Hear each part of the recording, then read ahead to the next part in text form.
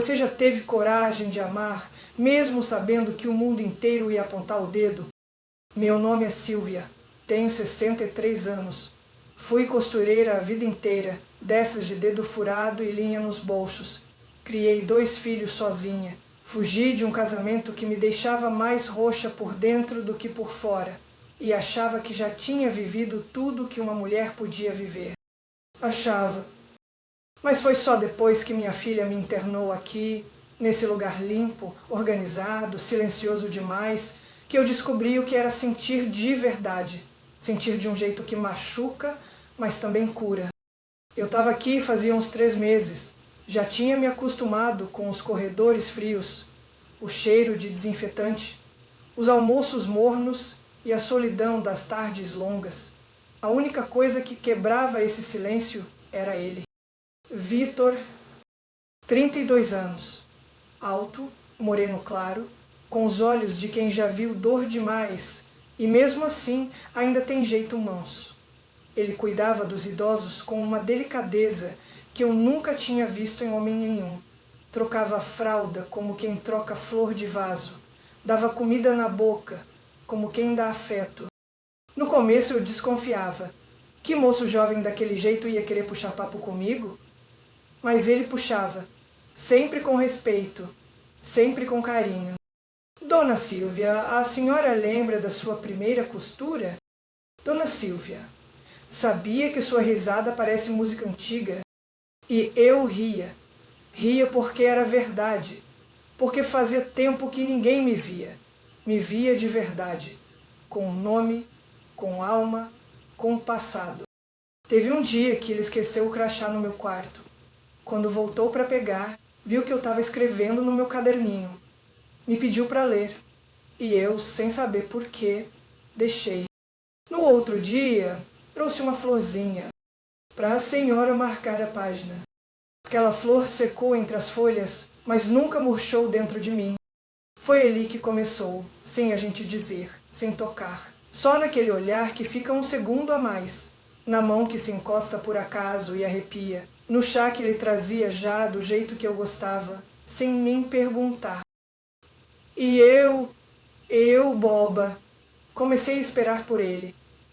Esperava ouvir o passo leve dele no corredor, o som do carrinho de medicação, o barulhinho da caneta quando ele vinha anotar minha pressão. Era como se meu corpo soubesse antes de mim. Eu estava apaixonada. E você, já se sentiu viva mesmo quando achavam que você já estava no fim?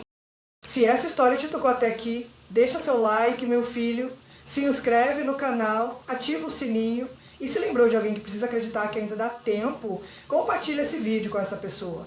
Porque o amor, meu filho, o amor às vezes escolhe a gente na hora mais improvável. Mas o que aconteceu no dia em que minha filha descobriu... aquilo foi como um raio em céu azul. E foi ali que o julgamento começou. Mas o que aconteceu no dia em que minha filha descobriu, aquilo foi como um raio em céu azul. Foi numa tarde de sábado, dessas que o tempo parece parar. Eu estava na varanda do asilo, com meu caderninho no colo, e o Vitor sentado no chão, bem ao lado da minha cadeira. Ele ria de uma história antiga que eu tinha contado, sobre quando fugi com vestido emprestado para trabalhar na capital. E no meio do riso, ele encostou a cabeça no meu joelho. Não foi vulgar, nem ousado. Foi puro, foi terno, foi bonito. E foi justamente nesse instante que a Fernanda chegou. Minha filha! Ela parou na entrada do pátio. Os olhos dela congelaram. O rosto endureceu. E antes que eu dissesse qualquer coisa, ela virou as costas e saiu andando rápido, sem dizer uma palavra. Vitor se levantou na hora, constrangido, murmurando um "me desculpa, dona Silvia", e sumiu o corredor adentro. No dia seguinte, ela voltou, com o rosto fechado, sentou na minha frente e disse: "A senhora perdeu o juízo? Um rapaz com idade para ser seu filho? Isso é doentio, mãe." Doentio. Foi essa a palavra.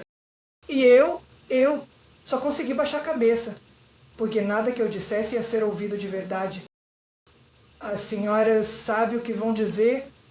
Sabe como isso afeta a minha imagem? Meus filhos? Eu vou ser a filha da velha que se engraça com o enfermeiro? Fernanda, eu tentei falar, com a voz embargada. Eu não fiz nada de errado. Eu só me permiti sentir. Só isso. Ela bateu a mão na mesa, com raiva contida. O Sr. Vitor foi afastado, sabia? A direção achou melhor transferi-lo. Dizem que foi decisão administrativa, mas todo mundo sabe que foi por sua causa. A senhora envergonhou ele também. Naquele momento, senti uma dor que eu nem sabia que existia. Não era só culpa, era luto. Luto por um amor que nem teve tempo de florescer. Na semana seguinte, tentei escrever para ele. Mandei bilhete com a cuidadora, dobradinho dentro de um envelope florido que eu guardava desde os tempos de costura. Escrevi com minha letra trêmula, mas com o coração firme. Disse que sentia a falta das conversas, que o chá já não tinha gosto sem o riso dele, que minha cadeira na varanda ficava virada para o corredor, como quem espera. Pedi que, se ele não pudesse responder, que pelo menos rezasse por mim, mas ele nunca respondeu. O silêncio veio como uma porta fechada. E eu entendi. Talvez tenha sido proibido. Talvez algum superior tenha mandado cortar contato. Talvez ele tenha achado melhor assim. Talvez na cabeça dele se afastar fosse proteger a mim e a ele. Mas mesmo assim, doeu. Doeu como se alguém tivesse arrancado um pedaço meu. Um pedaço que mal nasceu, mas já era parte de mim. E você? Já teve um amor arrancado de você pelas mãos frias do julgamento alheio? Já teve que abrir mão do que te fazia bem, só para manter uma aparência que nem era sua? Já engoliu o choro para parecer forte, mesmo quando tudo que queria era gritar por dentro?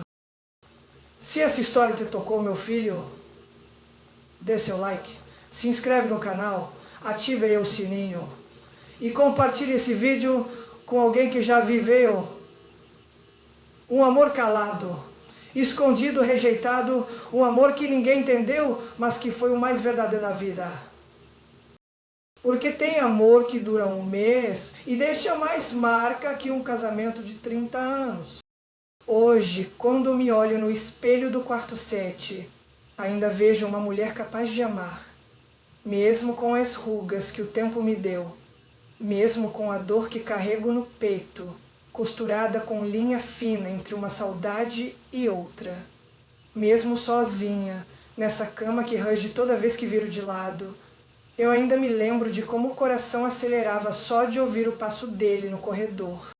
Que o que vivi com Vitor pode ter sido breve como uma tarde nublada, pode ter sido calado, tímido, escondido dos olhos de quem nunca quis entender. Mas foi verdadeiro. Tão verdadeiro quanto o frio na barriga que eu sentia toda vez que ele encostava minha xícara no prato com cuidado. Tão verdadeiro quanto aquela florzinha amarela, seca entre as páginas do meu caderno, que ainda guardo como quem guarda um segredo bom. E tem coisa que nem o tempo, nem o preconceito consegue apagar. Porque o amor, quando é de verdade, não precisa durar para ser eterno. Ele só precisa ter existido, nem que seja por um instante.